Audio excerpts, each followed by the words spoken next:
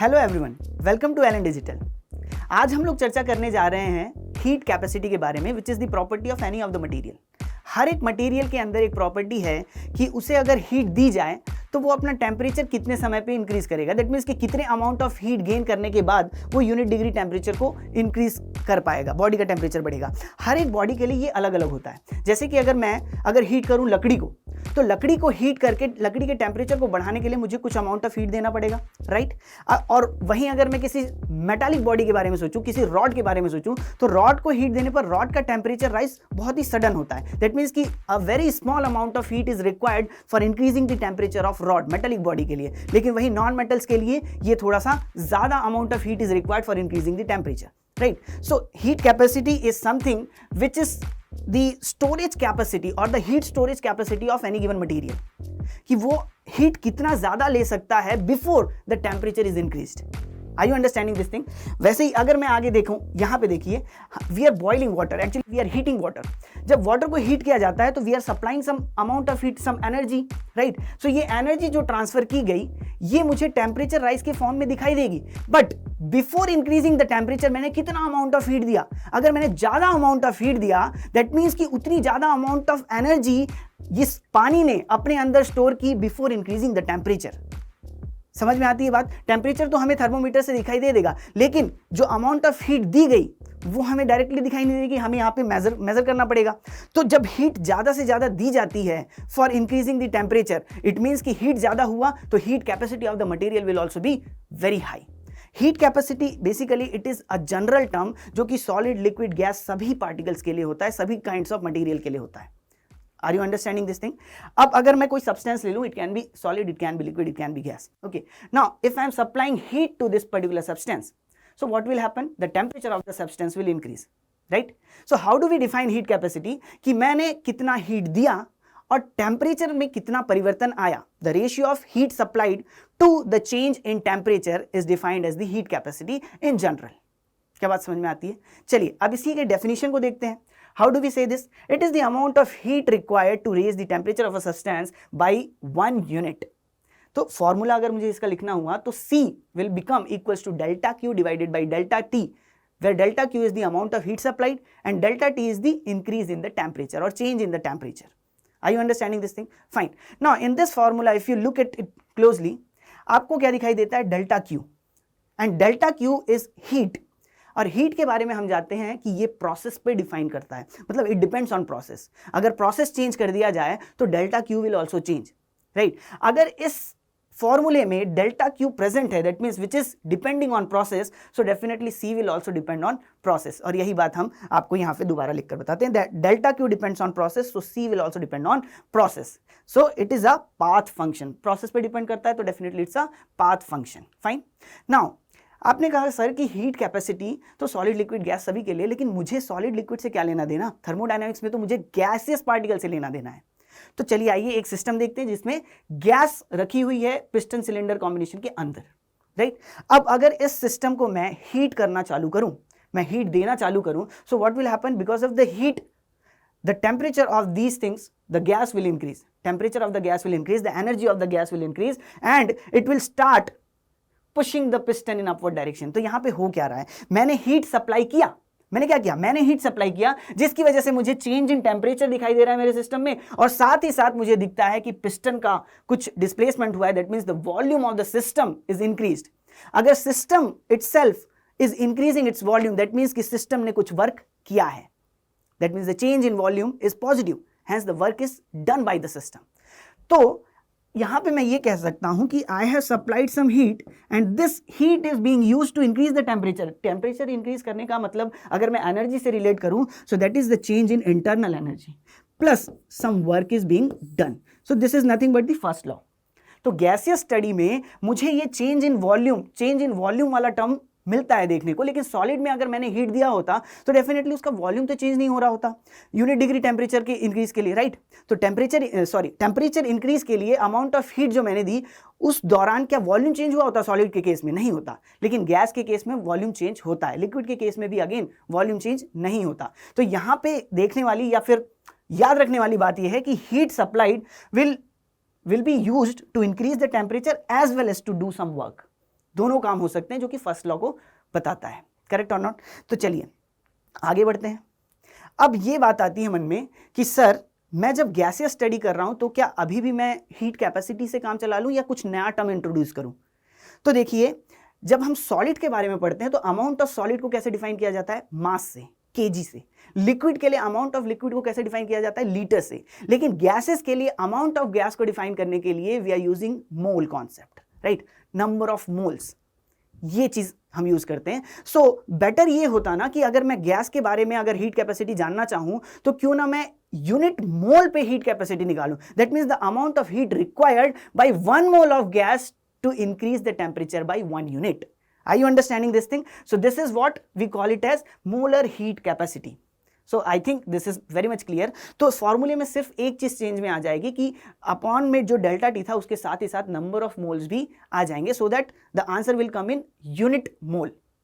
Are you understanding this thing? Now in this formula you can see again delta Q is coming.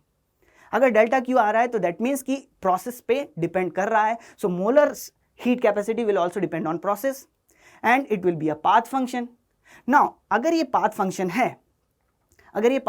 है तो मुझे पता है कि भाई गैसेस के लिए डिफरेंट प्रोसेसेस मैंने ऑलरेडी पढ़ रखे हैं, like constant pressure, constant volume processes, isothermal processes, adiabatic process, polytropic process. तो क्यों ना मैं डिफरेंट प्रोसेस के लिए स्पेसिफिक हीट या फिर मोलर हीट कैपेसिटी डिफरेंट निकाल ही लूं। तो डेफिनेटली मैं निकाल सकता हूं, and that is what we are going to do. Fine. So first of all, what we are going to do is, for isochoric process, let's try to find out what will be the molar heat capacity. ठीक है, तो देखिए ये मैंने first law लिख लिया and then I have to find this particular formula. अब ये कौन सा प्रोसेस है? Isochoric process. That means the volume of the system is going to be constant, that means change in volume will be zero. अगर change in volume zero है तो इससे मुझे पता चलता है कि work done will also be zero. अगर वर्क डन जीरो है तो ये फॉर्मूला मेरा क्या चेंज हो गया? Delta Q becomes is equals to delta U. Delta U can be written as F by 2 NR delta T. Do you remember this formula? F by 2 NR delta T. Fine. So delta Q becomes equals to F by 2 NR delta T. अगर N और delta T को मैं left side ले आऊं तो मुझे molar heat capacity मिल सकती है। That means delta Q divided by N into delta T will becomes F by 2 times of R. और ये जो है ये मैंने किस कंडीशन पे निकाला है? कांस्टेंट वॉल्यूम पे निकाला है। दैट मींस कि जो मोलर हीट कैपेसिटी मुझे मिल रही है वो कांस्टेंट वॉल्यूम वाली मिल रही है, इसलिए मैंने लिख दिया C के साथ सब्सक्रिप्ट V। हैंस CV की वैल्यू क्या आ गई? F by 2 times of R। ये वैल्यू आपको याद रखनी है, आगे ये यूज करेंगे हम। चलिए आगे बढ़ते हैं, नेक्स्ट प्रोसेस देखते हैं। Now next process is isobaric process. Isobaric process में क्या होता है? Pressure is going to be constant. Pressure is going to be constant. मुझे Cm निकालना है, delta Q divided by N delta T। इस इक्वेशन में देखते हैं delta Q will be equal to delta U। Delta U की जगह में क्या लिखा जा सकता है? F by 2 NR delta T plus work done is going to be P delta V, correct और नॉट? प्रेशर तो कांस्टेंट है, P delta V। Now what will be the value of P delta V?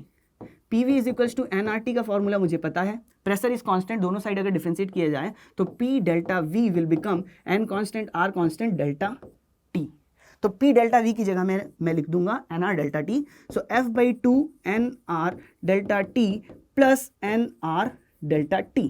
Fine, this is delta Q। मुझे क्या चाहिए? Delta Q divided by N times of delta T, ये value चाहिए थी, which will be equal to F by 2 times of R plus R। क्या बात समझ में आ रही है? Now this thing that we have found is under which process? Constant pressure. That means इसे कांस्टेंट प्रेशर में लिख सकता हूँ। दैट मीन्स ये जो मुझे वैल्यू मिली है ये specific molar heat capacity for constant pressure है। क्या बात समझ में आती है? So molar heat capacity for constant pressure का फॉर्मूला ये मुझे मिलकर आ गया। लेकिन आप ध्यान दें तो ये चीज हमने अभी निकाली थी जिसकी वैल्यू क्या थी? CV के बराबर थी। So I can write CP is equal to CV plus R। CP is equals to CV plus R. Now this relation is an important relation which is called as Mayer's relation. Mayer's relation. ठीक है? CP is equals to CV plus R. This you have to remember. Now next, go to the next process. Isothermal process where K is equals to 1. Isothermal process means the temperature of the process is going to be constant. That means change in temperature will be 0. Sir आपने यहाँ पे first law लिखा ही नहीं क्योंकि मुझे ज़रूरत नहीं है। इस बार मुझे मोलर हीट कैपेसिटी निकालने के लिए आइसोथर्मल प्रोसेस में फर्स्ट लॉ की जरूरत ही नहीं है। वाई? बिकॉज डेल्टा टी की वैल्यू मुझे डायरेक्ट पता है। डेल्टा टी की वैल्यू लिखते ही तुम्हें समझ में आएगा कि C T is tending towards infinity. So for isothermal process the molar heat capacity is infinity. Adiabatic process के लिए देख लेते हैं। For adiabatic process, now what is adiabatic process? Adiabatic process means heat interaction is going to be null, कोई heat interaction नहीं हो रहा है, that means the change in heat is going to be zero. Change in heat is zero, so यहां से क्या मैं सी adiabatic directly लिख सकता हूं, that is going to be zero. Is it fine? Let us move on to the polytropic process. एक general process के लिए निकालते हैं वेयर के की वैल्यू कुछ भी हो सकती है। के की वैल्यू कुछ भी होने का मतलब क्या हुआ? पीवी टू द पावर के इज इक्वल्स टू कांस्टेंट। ये जो जनरल इक्वेशन था इसमें के की वैल्यू चेंज करते ही हमें डिफरेंट डिफरेंट प्रोसेस मिलते हैं, 0, इन्फिनिटी, 1, गामा, राइट। और के की वैल्यू एनी के हो तब हम इक्वेशन को पॉलीट्रॉपिक इक्वेशन कहते हैं, पॉलीट्रॉपिक प्रोसेस कहते हैं। सो पॉलीट्रॉपिक प्रोसेस के लिए let us find out what? CM। Okay, now delta Q can be written as delta U F by 2 NR delta T. Fine. Work done for polytropic process is NR delta T divided by 1 minus K. Correct or not? अब देखिए यहाँ से delta Q divided by N and delta T can be taken on this side and this will be F by 2 R plus R upon 1 minus K. तो answer तो मुझे मिल चुका है। This is going to be our C for polytropic process. लेकिन इसे लिखने के अलग अलग तरीके भी हो सकते हैं। अगर आपको याद हो कि gamma is defined as 1 + 2 divided by degree of freedom, अगर ये वैल्यू यूज करते हैं आप तो इसी रिलेशन को इस तरीके से भी लिखा जा सकता है, R upon gamma -1 plus R upon 1 minus K will be equals to C polytropic. सो हमने डिफरेंट डिफरेंट प्रोसेस के लिए CM यानी कि मोलर हीट कैपेसिटी निकाल ली। अब देखिए ये जो फॉर्मूला है this is going to be valid for all the process, you just need to put the value of K। तो मतलब कि एक फॉर्मूला आपको याद है तो आप सारे C की वैल्यू, CM की वैल्यूज निकाल सकते हैं, but you need to put the value of K। चलिए अब सारे फॉर्मूलेज एक ही जगह पर देख लेते हैं। For all the process you can write it down और आप इसको ध्यान से देखिए। अगर ध्यान से देखिए मैं क्या यहाँ पर आपको दिखाना चाहता हूँ, CV दिखाना चाहता हूँ और CP दिखाना चाहता हूँ। That means heat capacity, molar heat capacity at constant volume and at constant pressure, ये दिखाना चाहता हूँ मैं। तो देखिए आपको मेयर्स रिलेशन भी याद होगा कि CP was equals to CV plus R। यहाँ से मुझे समझ में आता है कि CP is greater than CV। तो ये मेरे दिमाग में अब क्लिक करता है कि भाई CP CV से बड़ा क्यों है। The question arises why CP is greater than CV. CP है क्या? It is the amount of heat required for increasing the unit temperature when the gas is under constant pressure process.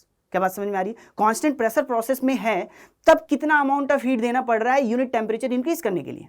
उसी तरीके से CV means constant volume process में कितने amount of heat की जरूरत है unit degree temperature इंक्रीज करने के लिए। और CV के कम होने का मतलब हो गया कि कांस्टेंट वॉल्यूम में मुझे कम अमाउंट ऑफ हीट देने पर भी ज़्यादा इंक्रीज इन टेम्परेचर मिल जाता है, जबकि CP से समझ में आता है कि कांस्टेंट प्रेशर प्रोसेस में मुझे ज़्यादा अमाउंट ऑफ हीट देना होगा यूनिट डिग्री टेम्परेचर बढ़ाने के लिए। तो ऐसा क्यों? Let's try and understand this thing. Now ये एक सेटअप मैंने लिया हुआ है कांस्टेंट प्रेशर प्रोसेस के लिए where this piston is not fixed. ये पिस्टन फिक्स्ड नहीं है, इट इज मूवेबल पिस्टन और जिसके अंदर गैसेस फिल की गई हैं। अगर मैं देखूं, देखिए ये इनिशियली कुछ टेम्परेचर पे होंगे तो ये पार्टिकल कुछ मोशन कर रहे होंगे और जैसे ही ये लिट कर जाएगा, जैसे ये बर्न करने लगेगा, so what will happen, energy will be transferred. Energy के ट्रांसफर करते ही these molecules will get energised और ये पिस्टन को ऊपर की तरफ ढकेलेंगे। दैट मीन्स कि क्या हुआ, चेंज इन वॉल्यूम दिखाई दे रहा है मुझे, चेंज इन वॉल्यूम दिखाई दे रहा है, साथ ही ये टेम्परेचर का इंक्रीज यहां पर मुझे दिखाई देता है, टेम्परेचर का इंक्रीज। दैट मीन्स कि इंटरनल एनर्जी में इंक्रीज आया है और वॉल्यूम अगर चेंज हुआ है दैट मीन्स कि work done by the gas भी है। दैट मीन्स कि the heat supplied by us is being utilized in changing internal energy, जिससे टेम्परेचर का चेंज आएगा, plus it is being utilized for doing some work also. तो कुछ amount of heat तो भैया काम करने में चली गई और उसका कुछ रिमेनिंग पोर्शन ही इंटरनल एनर्जी को बढ़ाने में यूज हुआ है, दैट मीन्स कि टेम्परेचर को बढ़ाने में यूज हुआ है। तो definitely the heat required will be more. लेकिन अगर कांस्टेंट वॉल्यूम की चर्चा करूं मैं, कांस्टेंट वॉल्यूम की चर्चा करूं, दैट मींस कि पिस्टन को मैंने यहां पे फिक्स कर दिया, अब ये पिस्टन नहीं मूव कर सकते हैं। तो अब इस कंडीशन में अगर मैं हीट करूंगा तो what is going to happen, just look at here. अब मैंने अगर हीट किया तो पार्टिकल को एनर्जी तो मिल रही है, ये अब रैंडमली और भी ज्यादा तेजी से मूव करने लगेंगे, इनका टेम्परेचर कंटिन्यूअसली इंक्रीज होगा, लेकिन और साथ ही साथ सिस्टम का प्रेशर भी इंक्रीज करता जाएगा, लेकिन वॉल्यूम चेंज नहीं होगा। तो जब वॉल्यूम चेंज नहीं हो रहा है, when there is change in volume is zero, that means the work done by the system is zero. So first law में delta Q will be equals to delta U plus W वाला term तो क्या हो गया, zero हो गया। That means whatever the heat we have supplied is used for changing the internal energy which is because of the change in temperature. तो जितनी हमने हीट दी, सारा का सारा हीट किस में यूज हुआ है, टेम्परेचर के चेंज में यूज हुआ है, इंटरनल एनर्जी को बढ़ाने में यूज हुआ है, and that is why less amount of heat is required in constant volume process. Is it clear to you? So we are done with this session. We'll meet again in the next lecture. Till then, bye bye, take care.